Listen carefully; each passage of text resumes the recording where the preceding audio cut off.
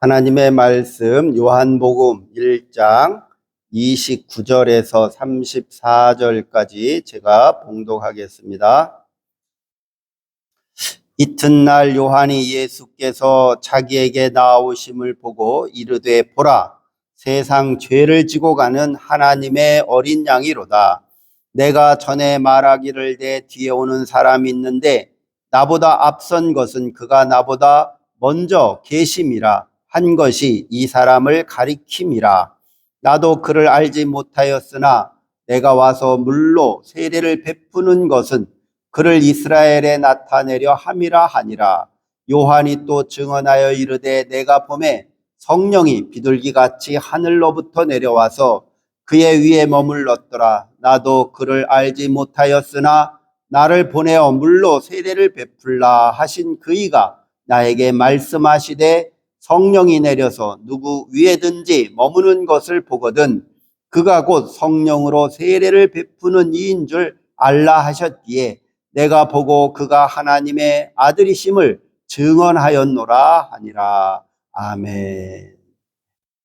이 본문의 말씀에 하나님의 어린 양을 증언하는 그런 세례 요한의 말씀이 나옵니다. 그 세례 요한이 세례를 베풀고 요단강에서 세례를 베풀고 있을 때에 예수님이 요단강에 찾아가죠. 그래서 예수님과 세례 요한의 만남을 볼 수 있습니다. 근데 이 누가복음에 보면 1장에 보면 마리아가 누가복음의 1장에 보면 마리아가 2장인가요? 2장에 보면 마리아가 천사로부터 말씀을 받죠. 축복의 말씀을 받습니다. 그리고 또 세례 요한의 어머니가 하나님 천사로부터 축복의 말씀을 듣죠. 그래서 그 예수님과 세례 요한은 태어날 때부터 그러니까 예수님보다 6개월 전에 먼저 요한이 태어났다고 나오는데 태어날 때부터 이렇게 하나님께서 예수와 요한은 서로 한 운명의 공동체인 것처럼 그렇게 기술을 합니다. 누가복음에는. 요한복음에서는 이제 세례 받을 때 요한과 세례가 만나는 장면을 자세히 기록합니다. 다른 복음서보다 아주 자세하게 기록하는데 요한복음에서는 세례 요한과 예수님은 이미 구약에 예언자들을 통해서 약속하신 그 말씀이 성취되었다라고 요한복음은 기록하는 거예요. 그래서 구약의 예언자들, 특히 이사야 선지자들이 하신 그 약속의 말씀이 세례 요한과 예수님을 통해서 그것이 성취되었다라고 요한복음은 강조하는 겁니다. 그래서 세례 요한과 예수님의 만남은 이미 옛날부터 하나님이 계획하신 것이다 라는 것을 알려주는 거죠. 그래서 세례 요한이 예수님의 오신 것을 보시고 그 예수님에 대해서 선포를 하는데 그 선포는 세상 죄를 지고 가는 하나님의 어린 양이다 이렇게 선포를 합니다. 그러면 그 세례 요한의 그 정체성은 이 세상 죄를 지고 가는 하나님의 어린 양을 영접하기 위해서 세례 요한의 사명은 이루어지는 것입니다. 그래서 세례 요한은 나는 그의 신들매를, 그러니까 신발의 끈을 풀 수도 없다. 그러니까 그럴 자격도 없다 나는. 그렇게 겸손하게 얘기를 하죠. 그래서 세례 요한의 이 예수님에 대한 정체성을 선포한 이 내용은 초대교회가 고백한 신앙 고백문 중에 하나입니다. 그래서 초대교회는 예수님을 어떻게 고백을 했느냐면 이 세상의 모든 죄를 감당하신 하나님의 어린 양이다. 이렇게 초대교회가 신앙 고백을 그렇게 했습니다. 그러면 초대교회는 왜 그런 고백을 했을까 하면 그 출애굽기의 구원의 역사의 사건을 연결시켜서 고백을 합니다. 즉 6월절 날 출애굽할 때 6월절 날 어린 양을 잡아서 그 피를 문설주에 다 바르죠. 바르라고 하죠. 그 어린 양의 피를 문설주에 다 유대인 가정에 바르면 하나님이 애굽에 내린 그 10가지 재앙이 그 집은 넘어간다. 재앙이 그 집에 임하지 않고 넘어간다. 그래서 한문으로 너물유자, 너물월자, 절기절자. 그래서 하나님의 재앙이 넘어간 것을 기념하는 절기가 6월절입니다. 그러면 여기서 하나님의 재앙이 넘어갔다는 얘기는 그 어린 양의 피, 문설주에 바른 그 어린 양의 피가 상징적으로 하나님의 심판을 받지 않을 수 있는, 그리고 또 하나는 하나님 앞에 잘못한 그 여러 가지의 잘못된 죄악들이 있는데 그 죄를 묻지 아니한 그런 하나님의 은총의 사건이 일어난 것입니다. 그러나 그 문설주에 양의 피를 바르지 아니한 집들은 그 하나님의 재앙이 임하죠. 내렸죠. 특히 파라오 왕의 궁궐에 재앙이 집중적으로 내려서 그 파라오의 왕궁에서는 슬퍼하고 또 두려워하고 불안해하고 그러잖아요. 그럼 여기서 보면 초대교회 그리스도인들은 예수님의 십자가의 죽음, 그리스도의 보혈의 피를 6월절 날 그 어린 양의 피를 문설주에 보낸 것과 같은 사건이라고 인정했다는 거예요. 같은 사건. 하나님의 구원의 사건이 옛날 구약에 일어났고 또 신약 예수님 시대에 예수님을 통해서 그 사건이 십자가의 사건이 일어났다고 본 겁니다. 그래서 그 사건과 이 사건의 일치성을 인정하는 거죠. 그 히브리 사람들이 죄라고 하는 것을 어떻게 인식했는가라는 것이 그 6월절의 사건에 잘 나타납니다. 히브리 사람들은 죄라고 하는 것이 히브리 말로 하타라는 말이에요. 헬라 말로는 하마르티아라고 하는데 그 같은 뜻이에요. 헬라어 신약 성경의 하마르티아나 구약의 히브리 말의 하타나 같은 의미인데 그게 이제 관역이 빗나갔다 그런 뜻이잖아요. 관역이 빗나갔다. 그러니까 신의 뜻에 맞지 않고 신의 뜻을 거스르려고 어긋났다는. 그러니까 하나님의 뜻이 신의 뜻을 이렇게 정해줬는데 그 뜻에 맞게 살아야 되는데 그 뜻에 맞게 살지 않고 다른 방향으로 갔다는 뜻이에요. 죄라는 말이. 그러니까 관역에서 빗나간 거예요. 방향이 잘못된 거예요. 또한 그 히브리 사람들은 죄라고 하는 것을 그냥 뭐 윤리적으로 뭐 남의 거 도둑질하고 뭐 이런 것도 다 죄지만 본질적으로 죄라고 생각한 것은 인간의 본성 있죠.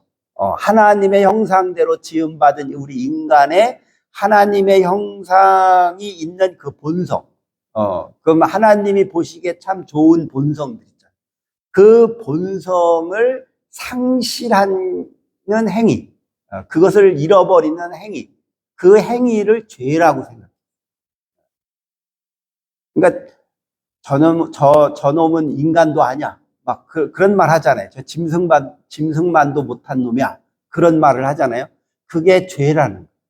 그러니까 당연히 하나님의 형상을 입은 우리 인간으로서 그 본성이 있는데 그 본성에 맞지 않게 행동한다. 어긋나게.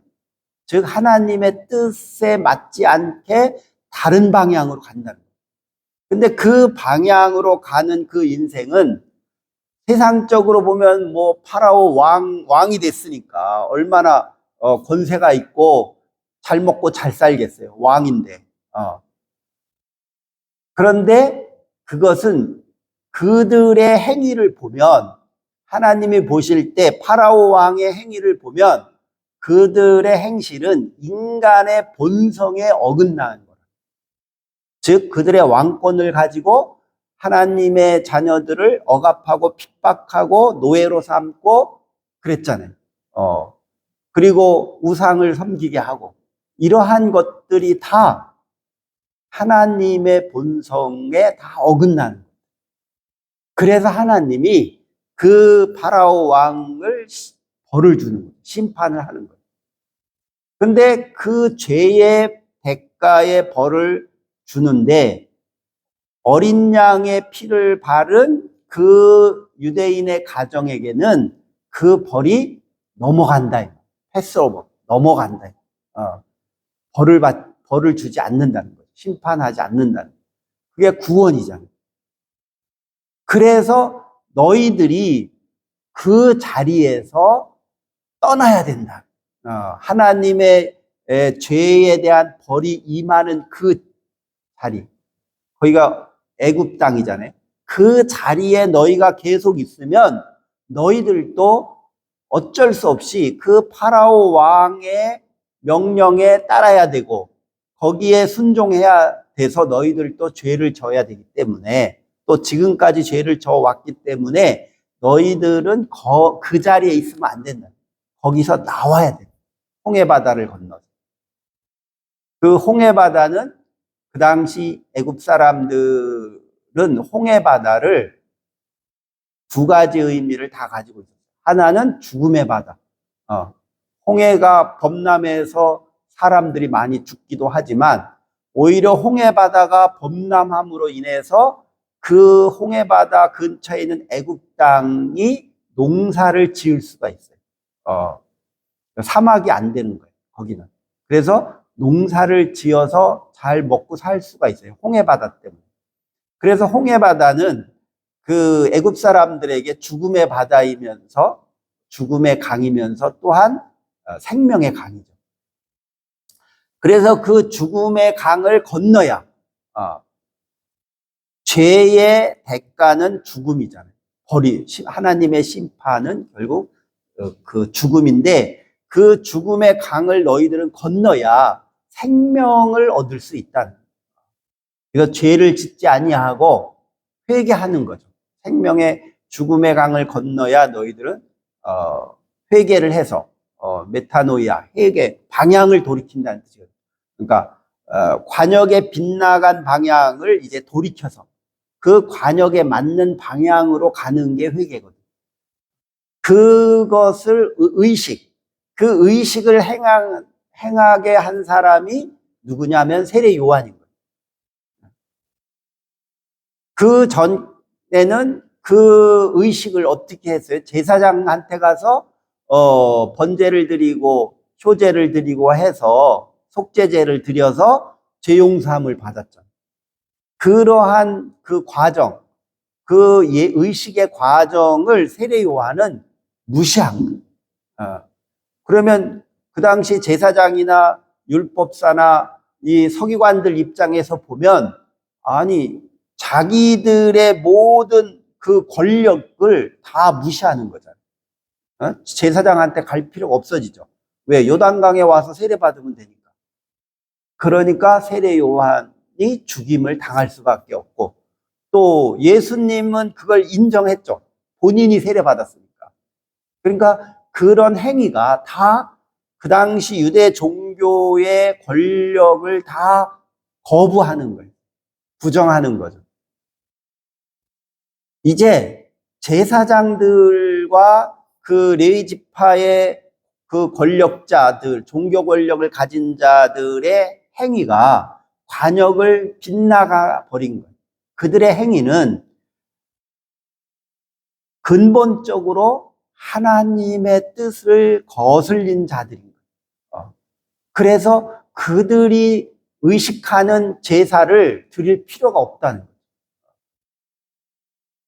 그래서 신약 시대에 와서 초대교회도 그런 구약의 희생 제물을 바치는 그런 의식을 행할 필요가 없어진 거예요. 예수님이 세례를 받음으로 인해서 유대 종교의 전통과 모든 것들이 지금은 하나님의 뜻을 거슬렸다고 만방에 보여주는 거예요. 그러니까 초대교회가 예수님이 세례받았다는 것은 그럼 예수님이 죄가 많아서 세례받은 거야? 그렇게 인식한 것이 아니라 예수님이 세례받는다는 것은 유대 종교의 모든 것들을 다 거부한다. 그런 상징적인 모습으로 초대교회가 인식을 한 거예요. 그래서 초대교회가 예배를 드리는 그 의식은 철저하게 유대 종교를 거부하는 거예요. 그래서 회당에서 토요일 날 회당에 안식일 날 초대교회가 처음에 회당에 가서 기도하고 그랬거든요. 그러니까 유대인들이 너희들 행실을 보니 너희들은 유대 종교를 부정하는 자들이 왜 안식일 날 회당에 오냐? 그 시나고그라고 그래. 시나고그에 오냐? 너희들 오지 마. 그래서 토요일 날 그 시나고그에 갈 수가 없었어요. 초대교인들은. 그래서 그들은 토요일 날 못 가고 주일 그 다음 날 예수님이 부활한 주님의 날에 그러면 우리는 이 주님의 날에 예배를 드리자. 안식일에 예배를 드리지 말고 그러면 주일날 예배를 드리자. 그래서 주일날 예배를 드리게 됩니다. 그러한 과정이 다 철저하게 유대 종교를 거부하는 거예요. 왜? 그들이 하나님의 본성을 거슬렸기 때문에 그들이 행하는 의식에 우리가 참여할 수 없다는 거예요.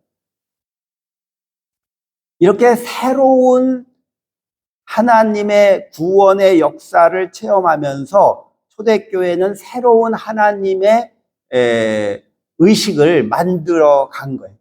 부활한 주님을 찬양하고 기념하고 성찬식을 행하고 이런 것들이 다 유대 종교와는 아주 다른 새로운 종교의 의식을 만든 거죠. 제가 오늘 묵상할 때 읽은 마가복음 2장 21절에 예수님이 하신 말씀이 나오잖아요. 새술은 새 푸대에 담아야 돼. 그래서 새술을 헌 푸대에다 담으면 그 술이 다 쏟아지지 않냐.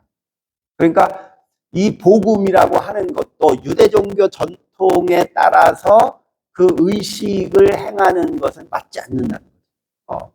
그렇기 때문에 새 푸대를 만들어서 복음을 이 세상에 증거하고 선포하는 새로운 예배 의식을 만들어야 된다고 믿었고 그런 의식을 만들면서 예수님이 하신 말씀이 이런 뜻이었구나 라고 깨달은 거죠. 초대교회.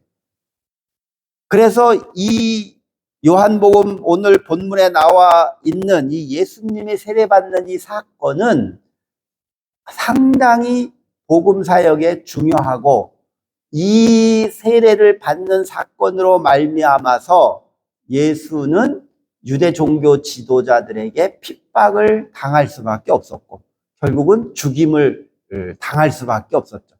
그래서 이 어린 양이라고 하는 것은 예수님이 죽임을 당할 수밖에 없다는 것을 암시하는 그런 메시지가 있는 게 어린 양이라고 하는 그 의미가.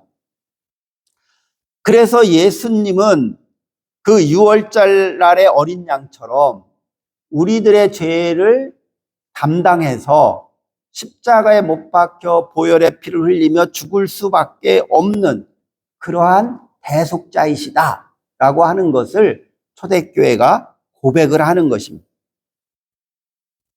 그 우리나라의 유명한 신학자 교수 안병무 박사가 있는데 이 사람은 목사가 아니에요.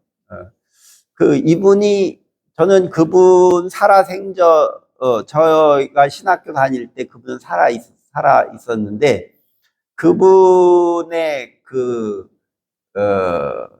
역사적 예수라는 책도 있고, 그분의 논문을 제가 신학대학 다닐 때 많이 읽었어요. 그분의 글은 거의 다 읽었어요.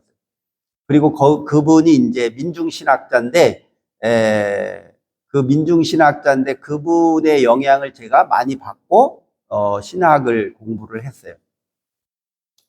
근데 이 안병무 박사가 어디 사람이냐면 만주에서 어린 시절을 보냈어요. 그 부모들이 이제 독립운동을 하는 사람들이라, 윤동주 시인이 살던 그 만주의 그 백두산 옆에 거기 도망가서 살았잖아요. 거기서 많은 사람들이, 거기가 이제 명동, 그 마을 이름이 명동이었는데, 거기에 자기가 초등학교 다닐 때, 어릴 때죠. 그러니까 어릴 때 처음으로 거기 가서 십자가를 봤어요. 십자가.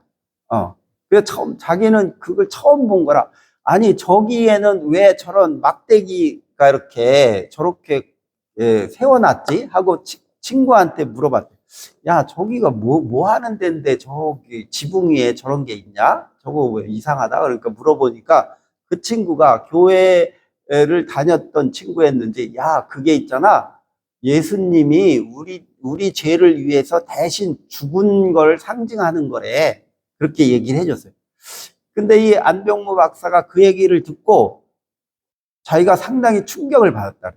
왜냐하면 어떻게 사람이 다른 사람을 위해서, 다른 사람의 죄를 위해서 대신 자기가 죽을 수 있을까? 사람이 어떻게 그럴 수가 있지? 그런 생각이 언뜻 나더래. 야, 그 참 대단하다, 그 사람. 어떻게, 자기 죄 때문에 죽은 것도 아니고, 다른 사람 죄 때문에 왜 대신 죽을 수 있지? 그게 참 궁금해서 교회를 다녔대. 그게 궁금해. 어떤 사람인데 그런 사람이 다 있나, 세상에? 그래서 자기는 그 예수에 대해서 너무 궁금해서 어릴 때 교회를 다녔는데, 그때의 궁금한 것을 지금까지도 몇십 년 독일에서 유학 가서 신학을 공부하면서도 그 의문이 잘 안 풀린다. 그 의문이 잘 안 풀려. 그래서 그렇게 막 공부를 했는데, 어떻게 다른 사람의 죄를 위해서 대신 죽을 수 있을까? 그리고 그 죽은 그 사람의 피가 어떻게 내 죄를 용서할 수 있다는 거지? 그게 상식적으로 이해가 안 가서 계속 그 문제를 해답을 얻으려고 자기가 신학 공부를 그렇게 평생 하는 거다. 그런 얘기를 했어요. 자기가 평생 공부하는 거다. 그래서 그가 역사적 예수라는 책을 쓰기도 하고 그랬는데, 이것이 이제 믿음이 없으면 우리는 이해가 할 수 없는 것들이에요. 이건 다 이해가 안 되는 거예요. 그러나 우리 하나님의 본성을 회복하면 이 예수님의 십자가를 통한 대속의 보혈의 피가 나의 죄를 용서하고 씻겨준다는 이 구원의 사실을 믿을 수 있는 거죠. 하나님의 본성을 회복할 때 그게 가능한 거예요. 그래서 우리가 회개를 할 때에 이것을 우리가 믿을 수가 있는 거죠. 그래서 예수님의 이렇게 세례를 받을 때 이거를 증거해주는 기적의 모습이 32절에 나타나죠. 내가 봄에 성령이 비둘기같이 하늘로부터 내려와서 그의 위에 머물렀더라. 이게 징조죠.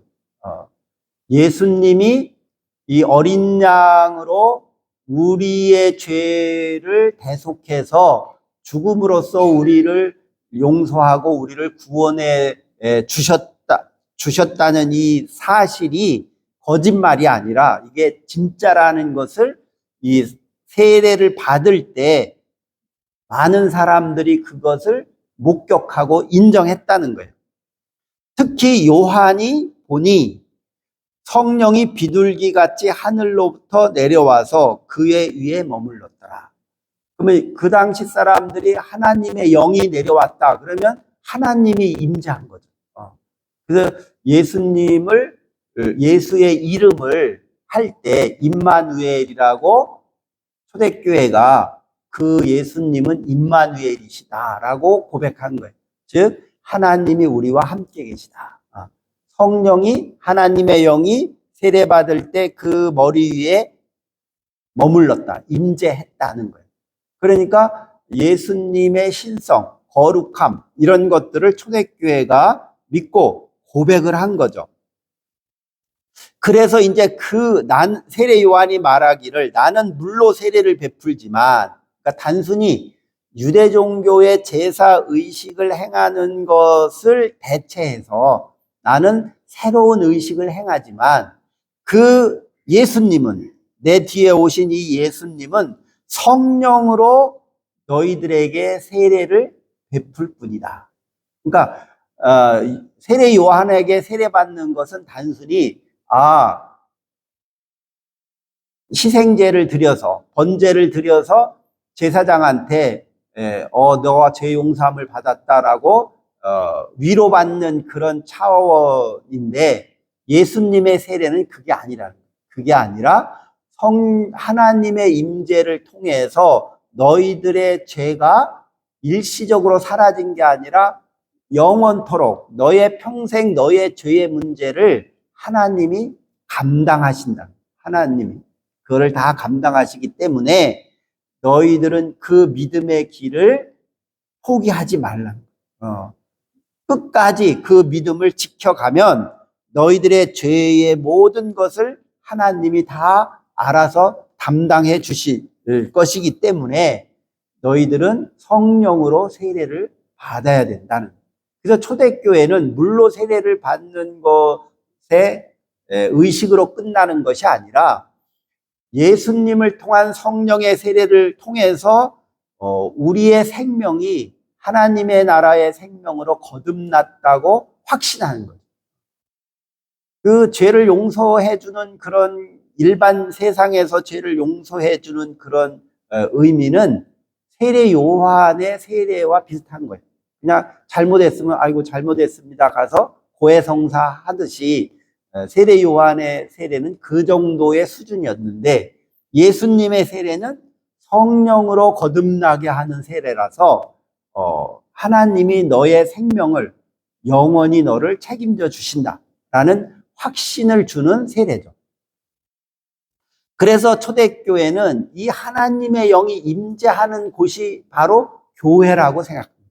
그게 마가의 다락방의 성령의 사건인 거죠. 그래서 초대교회 그리스도인들은 예배를 드리면서 지금 하나님의 영이 우리에게 임했다라고 믿었어요. 그러니까 우리들도 예배를 드릴 때 그런 신앙 고백을 할 수 있어야 돼요. 지금 이 시간 하나님의 성령이 우리에게 임했구나 하고 믿어야 돼요. 그걸 느껴야 되죠. 그럼으로써 우리는 영원한 생명의 은총을 체험할 수가 있는 것입니다. 우리가 한 해를 보내면서 또 내년에 새로운 새해를 맞이하면서 나의 삶의 자리에 하나님의 성령이 임해서 하나님과 동행하는 그런 믿음으로 사시기를 주의 이름으로 축원합니다. 기도하겠습니다. 사랑과 은혜가 충만하신 하나님 감사합니다. 늘 하나님께서 저희들을 사랑해 주셔서 저희들이 있는 삶의 자리에